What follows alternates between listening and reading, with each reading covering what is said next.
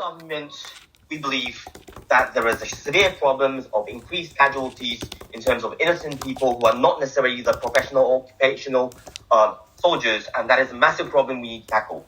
We think that it is the problem of the US's current policy of targeted drone strikes, and we think we need to oppose that. So therefore we propose today that we simply stop it. Now, just to make sure we know what we are talking about. We are talking about the current US policies of drones, and we think it has a couple of characteristics. Firstly, it's about using drones controlled by men, or either it's by AI. It's used for pinpoint bombings or so-called pinpoint bombings of terrorist personnel or facilities. We think it is coupled with things like increased training through gaming, training of pilots through gaming. It's about a link and the pressures from the military sector, the military industry, where people it is a policy of utilizing the current technology to get data and all these kind of things. Let's be clear, we're not necessarily talking about this should be a permanent ban or we should give up drones or whatever. We think that there is a current policy in which the United States is utilizing it in warfare and in interventions is wrong. Ladies and gentlemen, the counterfactual we propose, would imagine this debate would be that there's going to be less intervention in the first place. We will continue with the Trump's legacy of detachment from the Middle East. And if we need to intervene, we think it should be done by personnel, real men going into conflict zones, real men controlling and making decisions of being embedded in the battlefield and making decisions fire. Two things to talk about. Firstly, about the problem of the status quo. Secondly, about why we think that these kind of increased casualties happen. The problem of the status quo is that there are too many collateral damages happening. It's about civilians in conflict zones dying. Studies show that in Yemen, more than half of the casualties that are caused by these drone strikes of being bombed are not necessarily soldiers or terrorists. They are actually civilians who did nothing wrong. In Armenia, we think that there has been an incident about 3 years ago where a train was misbombed by an artificial intelligence drone. We think this has a problem because there's absolutely no justification to happen. There's absolutely no way to justify civilians being killed. Because first of all, the current law at Bellum states that battles should only happen between armed forces who had a full consent to it. Second thing, ladies and gentlemen, we think that the casualties who are unfortunately involved did nothing bad. They have stories to tell. They are innocent people. They are victims of the warfare in the first place. We don't necessarily think that in many places where conflict actually happened, people are complicit with the government's terrorism or in any way because they are never voted. Often they are forced into becoming human shields. They are often the victims. But lastly, even for people who are working in factories for military production, we think that it often is a result of people living in an area peacefully, but they have absolutely nowhere else to work, and it is therefore impossible for them to refuse to work for these people. Now, we don't necessarily think that, less people are dying in the United States is a justification for this. Because firstly, we think that in terms of United States soldiers, you can't really prove that their life is more important than people living in Iraq or Afghanistan or Yemen or wherever. But secondly, we think that we're talking about innocent people. Actually, for the United States soldiers, we think these people who are consented to it, they have received training, they know what it's like to be in a battlefield. We think that you can't compare these two actors. We think casualties on the ground, innocent people are the ones we need to focus on. But why do we think these kind of misbombings happen? It's because of a couple of reasons. First reason is about technology. AI often makes misbombing. It's because their algorithm of making the judgment as to where they bomb is often decided by looking at the types of clothes people wear or type of things they produce at a factory and these kind of things. We think there's a lot of problems here.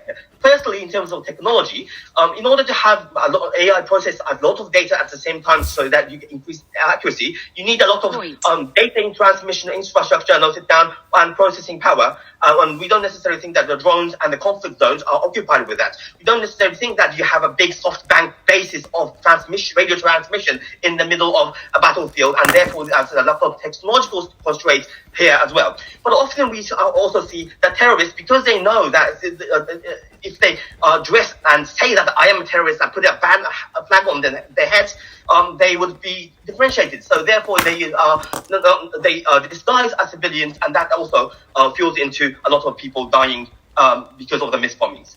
We think that statistics show that AI misbombings happen a lot, no later.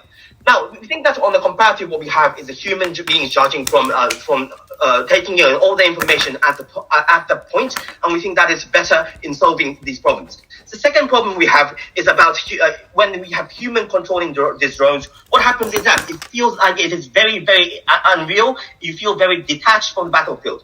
When you feel safe and when it feels like a game, it increases your chances for pulling the trigger without second thought, especially when your misfire is likely not to cause your own death. When you're in a battlefield, when you misfire, you know you are letting your enemy know where you are likely to be fired back, but you don't have the risk on their side on this occasion. Thirdly, it's about the political pressure. Yes. But you don't put permanent ban on it, right? You are softly agreeing to use it sometime in the future. When opposition proves that these things are not happening at all, maybe that is a different debate, but we can, if you really wanted to argue that way.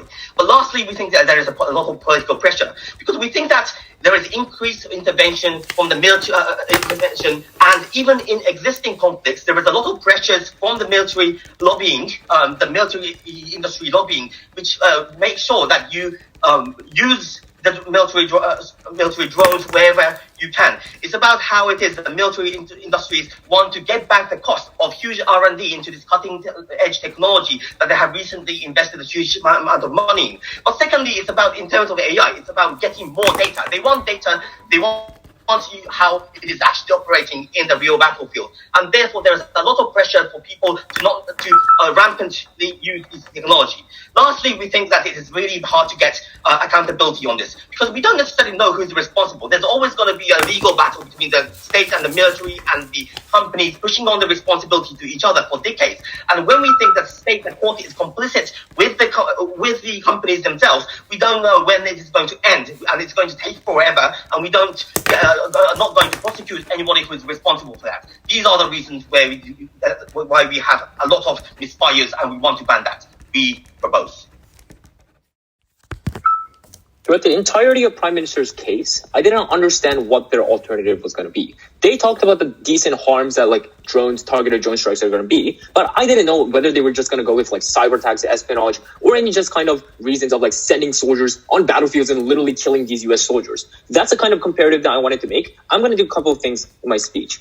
First, in terms of rebuttals. Second, I'm going to clarify our stance. And third, I'm going to explain our positive material. A couple of rebuttals before I begin with positive. The first thing the government came up here was that there's going to be a lot of civil casualty because of apparent reasons of automation and humans shooting it from because they think it's a game. I have a couple problems. First, we think that's not really unique, because I think the problem with that is that that's not a matter of policy, but it's your emotions as a soldier. That's to say that when you look at past examples of Pakistan, you see US soldiers literally shooting up children living in just small villages. We think they're the ones shooting up these kind of instances. So even if you send human soldiers, we think there's still going to be collateral damage in that instances. So I don't really take their case. But second, in terms of civil casualty, we think it's going to be worse on proposition. That's to say that the only characterization that we got was that people think it's a game. I don't think that's true, because I think that it's going to be worse when you send human soldiers to battlefields, when there's the emotion of fear that you're going to be killed, which means that the moment in which you see something move means that you're impulsively likely to pull the trigger and kill the person. We think that rather, if you are disattached, that means that you're more likely to be able to maintain a sense of rational and make sure that you aren't going to be actually killing up just small children or women living in villages. I think the comparison we need to make is that soldiers are not absolutely evil beings. They have family. They know the importance of not killing casualties. And thirdly, in terms of accuracy, I think the fact that Prime Minister already conceded the fact that there's going to be drone strikes are very targeted in very limited space means that we're more likely to not have any kind of bullets or machine guns just randomly killing villagers. We think that's the comparison we need to make because our side is going to be more accurate in making sure that there's going to be like no accidental deaths on our side. I'm going to be explaining this more later on my speech, however. Our stance is very simple. First, we're very happy to use tactics like espionage and cyber attacks. We think in those instances, we think we'll gather a lot of information. We'll want to use human soldiers as a way of rescuing like refugees or any kind of people that were kidnapped from these terror groups. That's the kind of stance we're going to do. But second, we're also very happy to use drones in a very tactical manner. That's to say, we think there could be a collaboration with the Ministry of Defense. We're going to actually make a lot of change. I think the burden the government side in general needs to do is they need to explain why there's no circumstance when drugs are ineffective. That's to me, that's to say that there's an absolute burden on them that talks about there's no incentive to research drones at all, to not use them in any instances, because it is policy about ending it in any kind of instances. That's a comparative that we're going to make. Two arguments then. First, why there's an exclusive efficiency for attacking terrorist groups, and second, why any kind of alternative in these instances are going to be terrible. And the context that I want to phrase in this speech is the fact that of non-state actors. That's to say that when you look at oppressive regimes like ISIS or Boko Haram or military bases in general, we think we can use drones once we are able to identify these leaders, when we know that they're in a secluded space in like a desert, and make sure that these are terrorist based, and you're able to calculate the scope of damage. And the final method then is that on opposition, we're very happy to use drones as a way of calculating and strategically attacking these bases to prevent costs. Why would this be effective? First, this is very accurate. That's to say that we think you could just scope and make sure that they're going to be homing missiles or homing bullets on their sides. This has already been happening, right? That's to say that when you look at past examples in Syria, where the U.S. government was basically able to kill terrorist leaders, they were able to kill the person that was in governance of that terrorist groups, which means that that group in Syria there was gonna be dismantled, and make sure that they had to be the US was able to efficiently save all the civilians on their side. Therefore, on the comparative, on our side, even if we can see that there's gonna be 10 to 20 deaths of casualties, we're able to save the hundreds of hostages or the future victims that are gonna be kidnapped or killed by these groups in the first place. This already been happening many times, like Libya, where the NATO entered, in Qatar, where the US bases were able to literally just make sure to save all the hostages by using strategical attacks of military drones. In those instances, we think there's no alternative. Let's look at the counterfactual then. That's to say in the status quo, China is already currently sending military drones to Iran. No, thank you. That's to say that at the moment in which China is already sending these targeted drones to Iran, and Iran is basically sending all these drones to to terrorist groups all around the Middle East, what happens is if the US doesn't implement drones, what's going to happen is that the fact that there's a trend of Islamic fundamentalism being rampant in those areas means that these terrorist groups can now be the only groups that are going to be using these drones to either attack US bases or nearby villages to gather members of terrorist groups. This means that the moment in which US doesn't have any method of refusing drone attacks on the US, we think this is important because on our side, if you have drones to directly counter that, this is going to be in a way a preemptive self-defense, but also the fact that it's important to recognize the continuity of commitment, and you're able to reduce human personnel that's going to be killed by attacks by terrorist groups. Taken. So we found that in Syria, a lot of drones which were fired from America and bombed down and were fixed by the terrorists and used. So it's America's drones being reused by terrorists.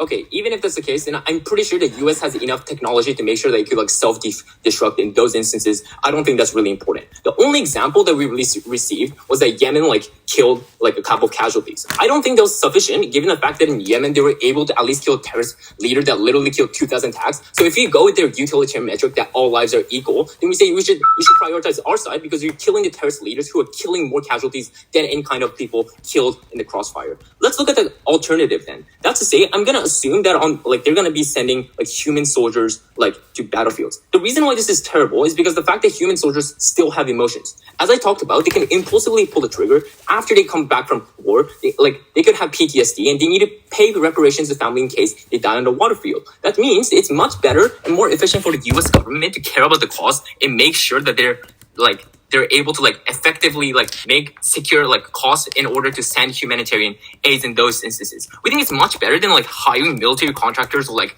bounty hunters because there's no accountability on their side. As proposition already conceded, we think we could all decently hold accountability and responsibility on our side if they're going to be shot by certain men. If those like we could very happily like prosecute commanders on our side if we take propositions like characteristics that like drones are commanded by people in those instances. Any kind of alternative that they provide is worse because there's no accountability and you're still going to have like you have to sacrifice human personnel. This is serious because isn't going to be any way of like refusing the rampancy of terrorist groups. The US is not able to enter oppressive regimes to basically counter any kind of group, and that's the kind of world that we want to prevent. I'm so happy to protect all the civilians on our side.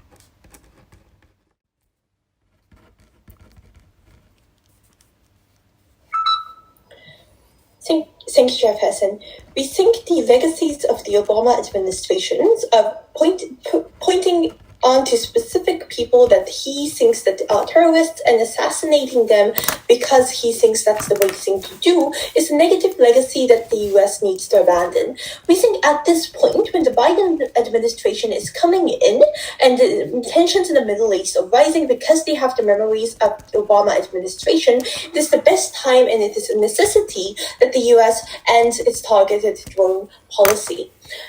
2 points of my speech. Firstly, I'm going to engage and refute the contents coming from the leader of opposition. Secondly, I'm going to talk about how the policy desensitized the US public from foreign military operations and led to the government to conduct unsolicited war crimes without repercussions. Lastly, I'm going to talk about what happens in the after plan and why it is so important to take this action now. But before going into refutations, one clarification. Leader of opposition demanded to know what our comparative was. PM already told you, but let me make it more clear. We are not going to replace this specific drone attacks with other forms of attacks, for example, sending in soldier, etc., unless it is absolutely necessary for national self-defense. We are opposing the low-cost assassination plans conducted as a form of drone policies in the United States. We think this is something that we have a clear stance on. But moving on to refutations. So we think that the failure of side opposition is that they needed to justify the continuation of pre-existing policy, right? We're talking about the drone operations in Afghanistan, Yemen, Somalia, etc., not on the use of drones altogether, like specifically telling us that drones can be used for specific goods. They need to justify the ways in which the US is conducting the drone strikes and how the policy is manifesting itself in the status quo. 3 points that were raised by leader of opposition. Firstly, he talked about how drones are more rational and better for civilians. We don't think this is really backed up by facts. When we think that us not going in and not trying to assassinate foreign leaders to begin with is probably going to be the most drastic decrease in civilian deaths. But secondly, we tell you that drones are not that accurate, right? They can always go into they might be able to find a military base, but they're not able to prevent civilians who work there as janitors, for example, from being killed. We already told you that statistically over a third of Yemenis victims of this policy were identified as being not related to terrorists and were completely innocent, right? Therefore, we don't really think the point on it being better for civilians is actually valid. But secondly, they talked about how we need to kill terrorist leaders without really telling us why the US needs to go to the Middle East and kill terrorist leaders, right? We didn't really see a lot of impact here because recognize that the US is not always correct in identifying who is terrorist and who is not. Assad administration researchers show that the Assad administration actually didn't kill civilians, but the US made shit up to take control over Russia because it has political interest in that region, right? In this kind of circumstance, we don't think the opposition can just assume that the US has the best interests of civilian people in the Middle East, or they have the incentive to correctly identify terrorists rather than framing people who are politically opposed to their allies, right? We don't really think there's going to be a solid ground to argue that the US is in the just always, right? Lastly, they talked about how they need to counter drones to protect US military bases from countries like China. How? how are drones, which are used to specifically target and assassinate small regions of small diameters, able to counter drones coming into their own military base? It's very difficult to understand what their case is. They're probably better in investing in a defense system, and also it's probably going to lead to de-escalation when the US isn't droning allies of Russia or China in the Middle East. China and Russia probably will have less of an incentive to drone US military bases to begin with. That being said, moving on to reconstruction. So why is the policy so harmful? Firstly, it desensitized the US public from foreign military operations, decreased discourse or check and balance system that is necessary in the US. Why is this the case? Specifically because when your family member is not being sent abroad, when you don't know anybody who is at stake, you're less likely to care about what's going on in a foreign country or what your government is doing to the people in foreign grounds. Therefore, there was a significant decrease in things like media coverages, things like internal to political discourse to talk about human rights abuses in other countries was significantly less so. We already talked about it's very hard to have accountability for civilian deaths. They talked about they can have trials within. There's very little incentive to do so. They're probably going to want to cover it up to help their friends, right? But secondly, what happens in our side of the house? And let's talk about timing. It is extremely important, right? The drone strike policy enforced by Obama, who is now the most hated American US president in the Middle East, stimulated a strong anti-American rhetoric that terrorist groups utilize to increase their popularity. Taken. Okay, so you're saying that there's no responsibility or obligation for the US to enter these terrorist groups. So can I clarify whether your side is going to do nothing to terrorist bases? We think in the vast majority of cases, domestic terrorism is not something that the US should go in. Also, in order for you to make that argument valid, you need to explain why the US, who has multiple political interests in that region, can accurately and has the incentive to accurately point out real terrorists and not only political enemies, right? Okay, so let's move back to timing. So Biden is seen as a puppet of the Obama administration, so tensions are likely to increase, fears leading to strengthening of terrorist organizations, etc., which the Trump administration, being detached from the Middle East, actually decreased. Right?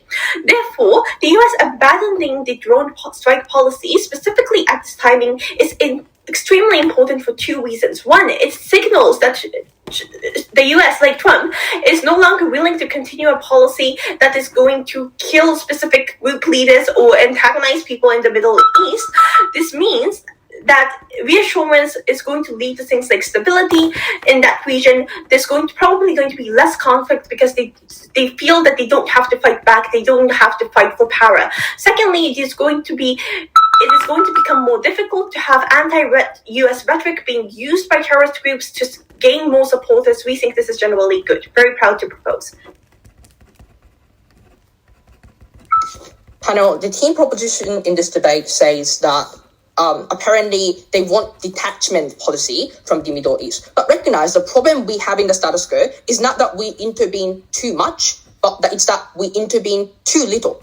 Recognize the example of, the conflicts in Darfur that Sena demonstrated. What happened when the video of, US soldiers being killed in Mogadishu was being revealed but to the public. What happened was that the public refused to put boots on the ground in the conflicts of Darfur.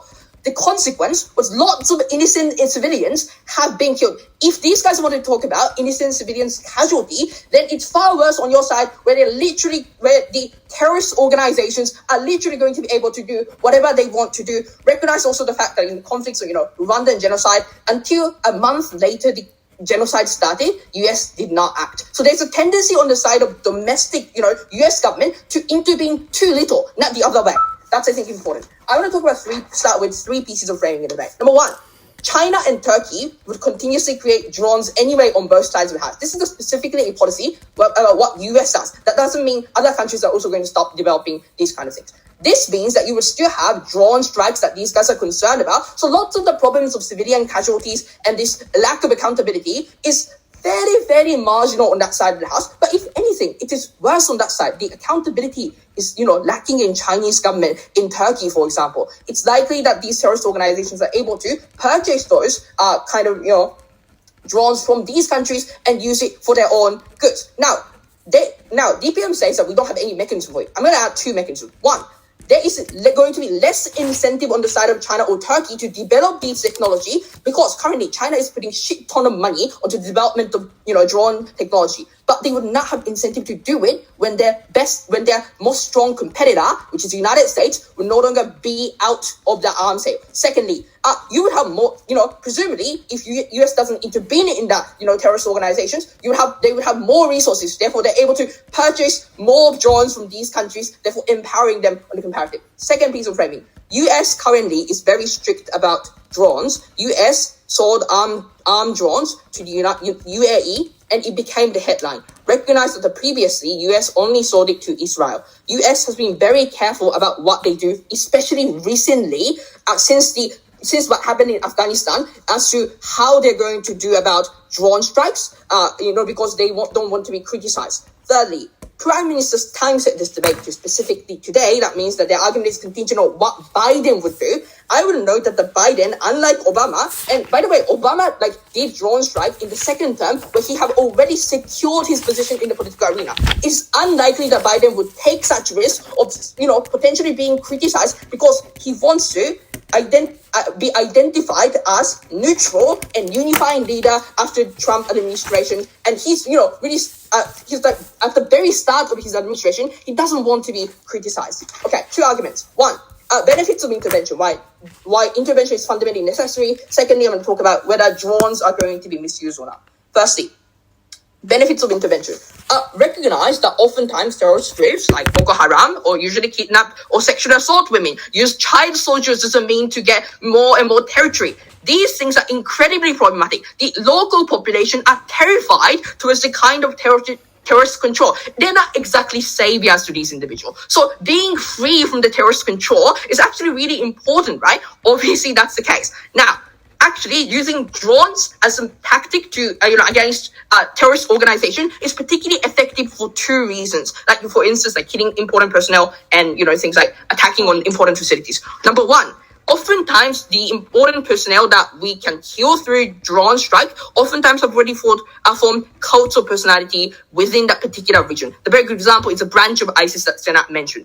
The reason why this is important is that oftentimes these Islamic fundamentalists see these leaders as being kind of religious leader and as the one that local population should follow. The moment you kill these individuals, that source of legitimacy goes away. Secondly, usually terrorist organizations centralize their own power into a particular leader or particular set of individuals because lots of times strategic information is only shared by a very few people because terrorist organizations fear CIA or individuals from the United States spies being in that organization, therefore tries to be secretive. The moment that you kill that particular person with all the strategic information, what is likely to happen is a splintering of the group that's going to be far weaker on the comparative. Taken. So if you characterize Joe Biden as a person who is not going to fight wars unnecessarily, or a person who wants to be seen as a peaceful person, why do you think he's going to intervene in these cases? I mean, obviously this is the degree, right? They would not do what you characterize to be the worst horrific thing, but they would, if necessary, intervention is necessary, they would obviously act in that circumstance. Second argument, whether drones are going to be misused. The first thing that we heard from DPM was this idea of misuse definition of terrorists. I would say that Assad is actually fairly bad actor. They have definitely killed innocent civilians.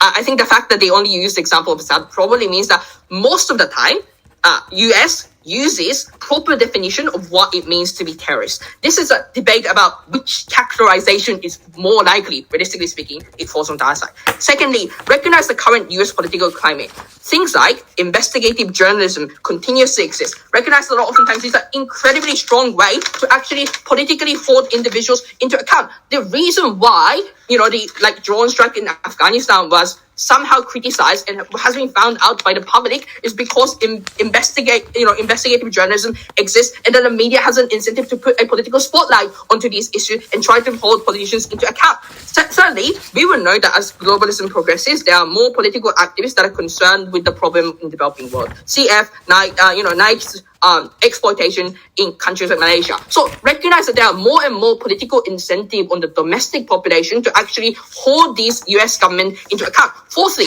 recognize that Biden is not the only one that is in the decision-making process. Obama is not the only one that is in the decision-making process. Recognize that oftentimes US forces have a say in that. The people in position of power in the US forces do care about their reputation, whether they're going to be seen as killing innocent civilians on the ground, because strategically it's bad to kill lots of innocent civilians. Fifthly, recognize that there are research and development that continuously goes on, and that the accuracy of the technology is likely to be developed over time. Recognize that they want to stand on the protecting innocent civilians. We are not just talking about innocent civilians today, we're also talking about people in the future. Very practical, guys.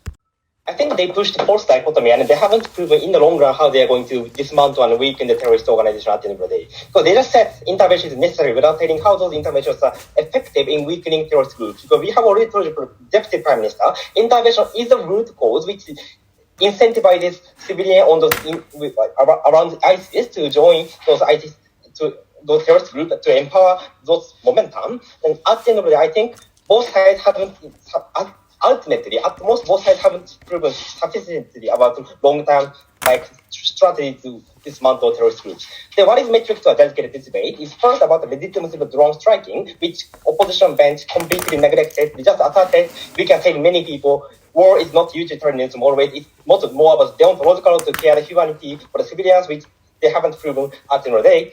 Then, secondly, even if we have to consider the utilitarian benefit about the overall decreasing overall casualties, we have already proven, first, in terms of accuracy of drone bombing, it's quite really, it's quite crazy in terms of involving innocent civilians. Secondly, also, in terms of existence of drone policy, incentivizes easy choices to skip alternatives, error proposed like cyber attacking, and jump into rampant intervention, which creates lots more casualties as well as the radicalization of the terrorist groups. Before that, two pieces of minor rebuttal to the Deputy Leader of Opposition. Firstly, they said China and Turkey sell drones to terrorist groups. The reason why China and Turkey is currently silently admitted to produce drones and secretly selling those drones to terrorist groups is precisely because they make it excuse that US is currently producing drones, which means when US stops its policy to produce drones, it really good momentum for international societies to radically criticize China and Turkey for producing drone itself, which means under the result the production and secret export of drones to terrorist groups hugely decrease, which means in the long run those use of drone by the terrorist groups are going to decrease at the moment. Secondly, they said because we dispatch humans to terrorist fields, those terrorist groups have incentive to disperse into different places. That happens in drone bombing as well. Then I think opposition has to prove exclusivity on that place. Taken. Do you really think China and terrorist groups are going to care about what the international community thinks of them?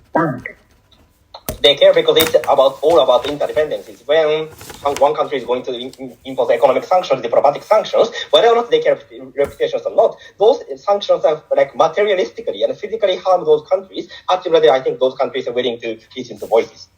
Firstly, legitimacy.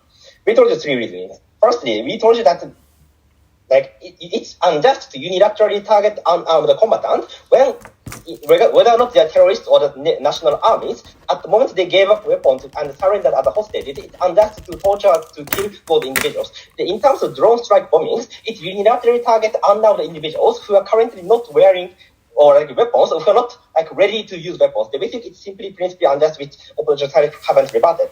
Secondly, we told you in terms of accountability, we cannot hold any individuals or organizations accountable in terms of the misuse of drones. This is not contingent upon the likelihood or extent of the misuse by drones.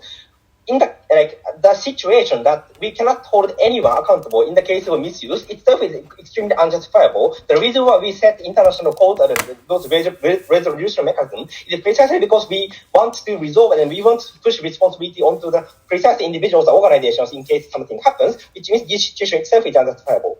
Lastly, we told you there's an immense possibility to involve innocent civilians, which should be prohibited as well as the use of nukes or chemical weapons. then it's not easy utilitarian metric which opposition side haven't proven until the debate speeches. They have to prove if they are willing to use utilitarian metric why use of nukes and chemical weapons should be justified even in the involvement of innocent civilians, which is factually untrue. Then about accuracy of the bombings. They said, firstly, human soldiers also kill civilians. It's comparative extent. Drone kills more people. It's not comparative. Secondly, they said, because soldiers are detached, they can keep morale. They are not engaging with the AI drones, which is more likely to be used because due to the military lobbying we have already told you, even in the case of individual human soldiers, they haven't engaged with the important arguments coming from leader of the prime minister that individual soldiers on the battlefield are actually hesitating to rampantly shoot individuals because then those like smokes and sound can be notified by the terrorist organizations. We think those individuals can still hesitate to kill rampantly or innocent civilians, even on the battlefield. Then they say deputy leader of the opposition asserted that technology can be gradually developed. Three responses. Firstly, we think it's still unjust to use civilians as a puppet of the experiment to develop AI technologies. They haven't justified it as well. Second, we think it's extremely difficult to massively learn the use of those AI weapons or human soldiers, even in the case of human-controlled AI drone as well. Because after bombing factories, what remains is just bare field. We cannot distinguish whether those, the bombing of the bare factory was correct or incorrect. And also, terrorist organizations have an incentive to disguise civilians in terms of clothing or hiding weapons, which means it's extremely difficult to learn the feedback whether those bombing was correct or not. And also, even if the drone technology itself was well developed, the incentive, in terms of incentive of the US to correctly operate those technologies, it's not proven in terms of opposition. But we have already proven that the US is going to rampantly use the technologies. That is going to be my next issue about rampant intervention, rampant use of technologies. We don't have to prove in all cases eternally drones should not be used. We just already proven that the existence of this policy could be the good excuse for US to rampantly invade and kill innocent civilians. Under our world, soldiers themselves don't want to die, families don't want to lose their families, and citizens don't want to be exposed to the grotesque media broadcasting that soldiers are killed as the leader of the opposition conceded. But the point opposition haven't proven is that why the current intervention isn't enough. The consensus is that use of drone increases intervention, but the opposition haven't proven why the current intervention is enough, is not enough.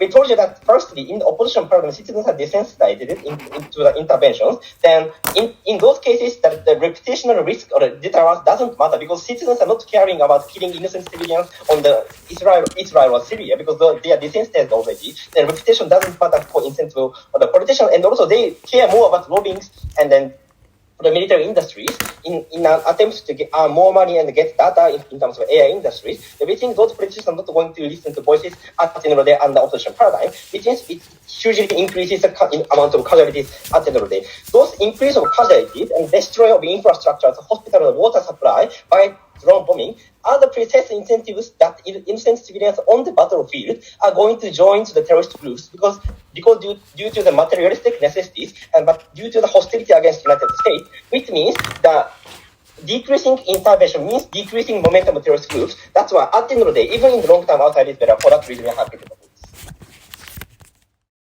So I'd like to answer 4 questions in this debate. 1, is there any inherent problem with drones? Secondly, about responsibility and accountability. 3, is desensitization good or bad? 4, timing and momentum for perception of a presidency. So number 1, is there any inherent problem? I would like to give 6 rebuttals to the other side of the house. Number 1, the main justification from Prime Minister is that there is no justification to kill innocent civilians. Agree, that's no relevant justification here because we are better reducing the casualty. That's what we are proving so far. Second of all, in case of Yemen, more than half of people are killed by drones.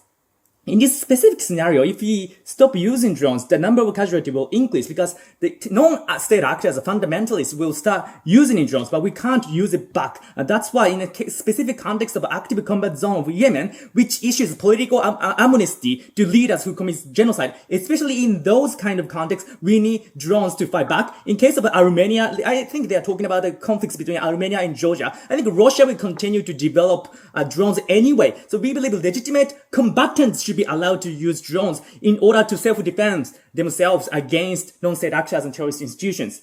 Number 3, data and technology and algorithm sometimes malfunctions because of data connection is weak. We are developing 5G technologies by AT&T, Verizon, Sprint, and T-Mobile. We don't have much problem about data connection and stability. It's a matter of when we use drones, right? We use drones only when we identify the specific geographical location of a facility and military personnel and soldier. Therefore, the problems described by Prime Minister is not inherent in the use of drone. Number 4, no hesitation. Human controlling drones are detached from the battlefield without second thought. They use drone casually. That is good. Hesitation. If you hesitate to attack your soldiers, you will be attacked. In Afghanistan, 3 soldiers were kidnapped. Why? Because the villager seemed good guy, but the villager turned out to be the member of a terrorist institution or organization. And these are the kind of risks that human soldiers are embracing right now. We believe no hesitation is good for operation of military strategies. Number 5, political pressures and lobbying activity. That's not limited to drones at all. All those lobbying activities are applicable to all other weaponries in general, such as landmines, or ship Aegis, or Tomahawk missile, or biochemical weapons. And those kinds of weaponries are far more lucrative for military industries. So compared to those weaponries, use of drone is much safer in terms of the scope of collateral damages.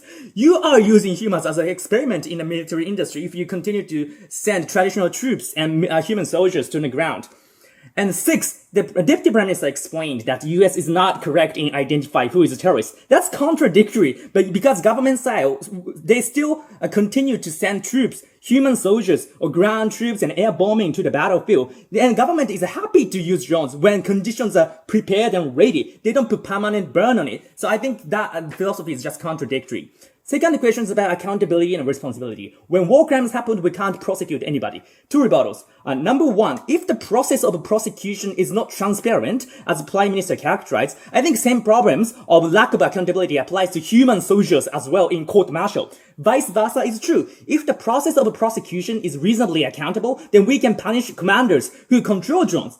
Secondly, alternative scenario is far less accountable. Private military contractors, mercenaries, bounty hunters, these are the kind of institutions that, US will work with. If, like, Blackwater is an executive outcome, because the number of soldiers are not counted as a casualty because they are employees of companies. I think using these alternatives are far less accountable, and that's very likely to happen when US cannot spare resources for drones. And this is the consequence. Issue number 3, is desensitization good or bad? The Deputy Prime Minister explained that, this desensitization will occur. People are less likely to talk about it, care about harms in other nations. That is good. Because current intervention is not enough, because a lot of problems are urgent. We require urgent intervention as quickly as possible. When we hesitate to undertake intervention, the people continue to be killed in the battlefield. The public face humanitarian costs, then public opinions undermine the ability of administration to undertake quick humanitarian intervention. That's why we fail to deal with the situation in Somalia, and we don't want to repeat the same mistake again. Secondly, Deputy Prime Minister explained that why US should take intervention in the first place. Because we answer the question A, for US security. There are military bases in other countries, US military bases in other countries. The soldiers, US soldiers are attacked by terrorists. The sea lane is occupied, which damages the trading and transportation. If you doubt the ability and the responsibility of US to extend its morality, then why are you sending troops to other nations on your government paradigm as well? And B, US is in unique position. If you do nothing about it, even if you know things are happening and genocides are happening, you are part of a complicity. You are also evil, perpetuating the same crimes.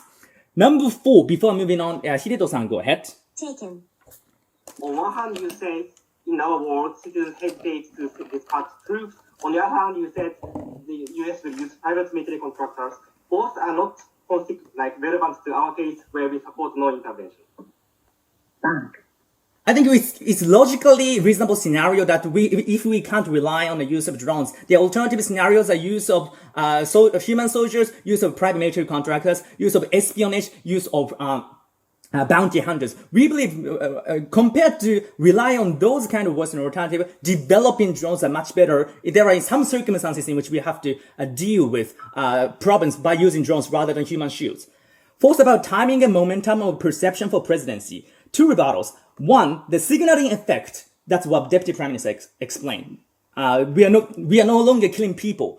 that kind of signaling effect is not likely to happen because even under the government paradigm, they will continue to send traditional troops and battle soldiers and on-ground troops to other nations. So signaling effect impact is marginal. Secondly, anti-US rhetoric will not be reduced, as Deputy Prime Minister explained, because that's going to be opposite. If US stop fighting against Islamic terrorist institution with drones, then Boko Haram, ISIS, those terrorist institutions can disseminate their ideology. They can gain stronger power and presence in Middle East. That means there is much more chances for them to have a propaganda against the United States. So anti-US rhetoric is more likely to spread out in Middle East, in some other parts of the world. And that is why we believe many of the problems the proposition have described is not inherent, unique, intrinsic to drone itself. It's a matter of when we use it and how we use it, and the problems can be applicable to any other kinds of weaponry. Therefore, we oppose. Thank you.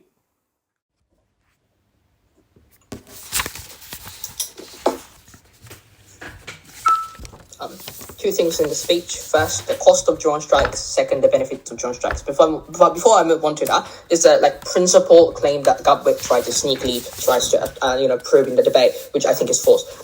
This idea of principle of instrumentalization, I would note that the point at which you, they say that, apparently you instrumentalize these innocent civilian casualties to the end of the future, for example. But I would recognize that there are lots of people who would be saved on our side of the house. Otherwise, like individuals who used to be under the territory of controls by ISIS, have been suffering to a significant extent. You are instrumentalizing these people for the end of protecting some people in Yemen. That's an instrumentalization. So this principle of instrumentalization falls onto utilitarian metric at the end of the day. First, cost of drone strikes. There are three claims we get. One, this idea of misuse. And two, this idea of inaccuracy. And three, the idea of lack of responsibility. One, notice that all of these things fundamentally lack the comparative, because the alternative policy that they presumably have to support is to put boots on the ground or hire a private military contractor, all of which tends to be not perfect option as they want it to characterize in the debate. But secondly, all of these problems that they have identified in this debate are not the intrinsic feature of drones, as Mitsushi have demonstrated. And also, we told you numerous ways to actually mitigate these impacts. Recognize the fact that we told you that the research and development allows more accuracy in that relation. We told you about the fact that there are oftentimes misuses unlikely to happen given the political climate in which we currently live. I also recognize that, if civilian casualty takes place when you put boots on the ground, why is it specifically unique to drone strike? That's a question that they yet to answer. So we maximally mitigated the impact coming from that side of the house. Let's talk about benefits of drone strikes. We told you that you can have less political cost of intervening in that, in conflict zone, for example. And we told you three things. Firstly, we can actually disempower terrorist groups. And apparently these guys are supporting detachment policy from the Middle East. But I would know that actually disempowering terrorist group is really, really important, right?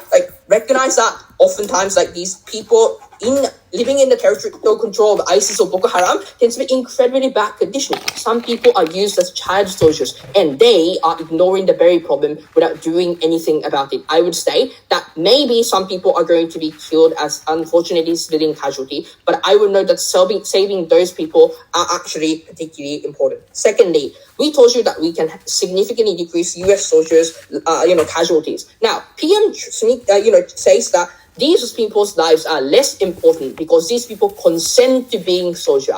I would note that oftentimes, that this is literally the most immoral thing that I've heard in this tournament, right? Recognize that oftentimes lots of soldiers, go to become soldiers because usually they are poor, for example, they want money, for example. Or, but also generally, everyone's life, I think, is presumably equal. So I think it's immoral to say that prioritizing this, deprioritizing the soldiers' lives is something that is particularly morally problematic on that side of the house. Now, this point, when entirely what is supported by the proposition, I just want to flag this as very important.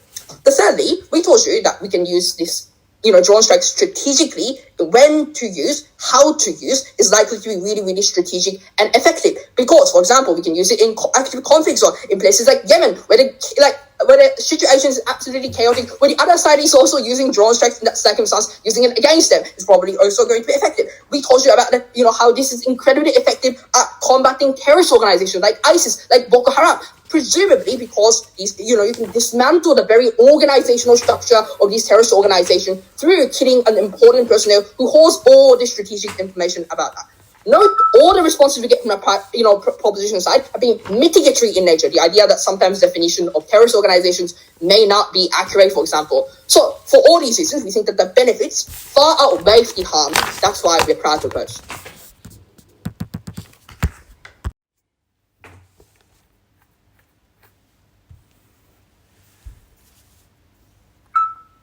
Thank you, Chair. Ladies and gentlemen, I'm going to talk about two things. Firstly, when we intervene and how we tackle difficult diplomatic problems. And secondly, in cases where we do have to intervene, how do we fight wars? Is it through drones or is it through other alternatives? Firstly, when we should intervene. We have identified that the real problem here is that the use of drones and the current US tactics of strategy of taking drone strike as a first option has led to structural reasons of why it intervenes in too many cases, and therefore it causes resentment on the ground. Therefore, it causes a lot more terrorist retaliative attacks on US bases and to America and to our allies. Now, they have told us that, well, Joe Biden is a good guy, so we think that's not a real problem. But the thing is, we have given you structural reasons of why Joe Biden probably would have to intervene in unnecessary wars because of the existence of the drone policy. We have told you that when the United States soldiers are not dying because they're not in the battlefield, it decreases the cost of the intervention in the first place, and therefore you can't really defend yourself against the will of intervention. Secondly, we have given you about the lobbying from the military sector.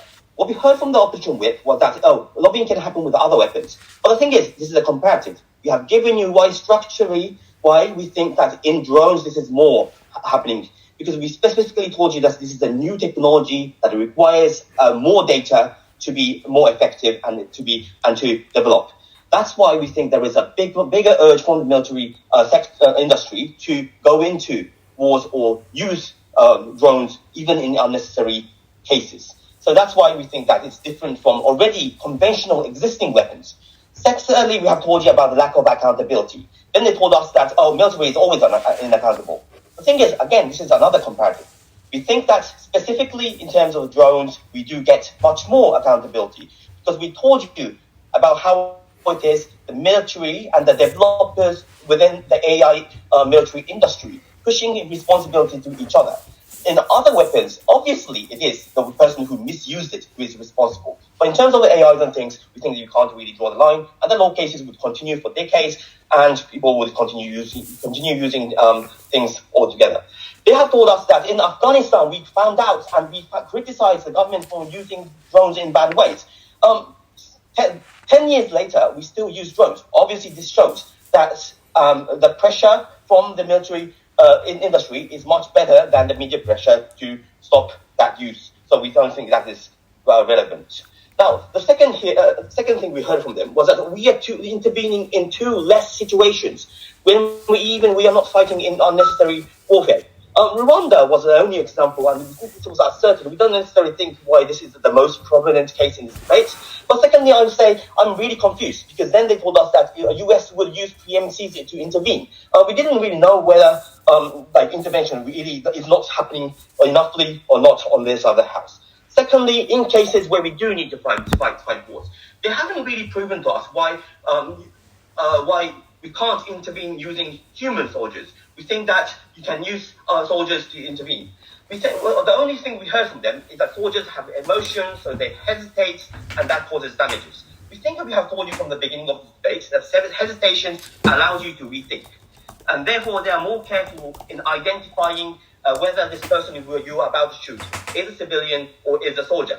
The only thing they have then told us was that, well, then the American soldiers will be kidnapped. But then, that is the only time you are justified to shoot at the person when you are fully assured that this person is a bad guy. You are allowed to do that. You don't do that on the other side of the house, especially when the strategic interest is foiled by military lobbying. And this is the core case that the opposition was unable to respond to. We have given you inherently reasons why we think that because of the technology right now, before we have the 6G technology, it doesn't allow the drones to be perfect, and therefore we think we should oppose the current policies. Inherently, this is bad. We oppose. No, we propose.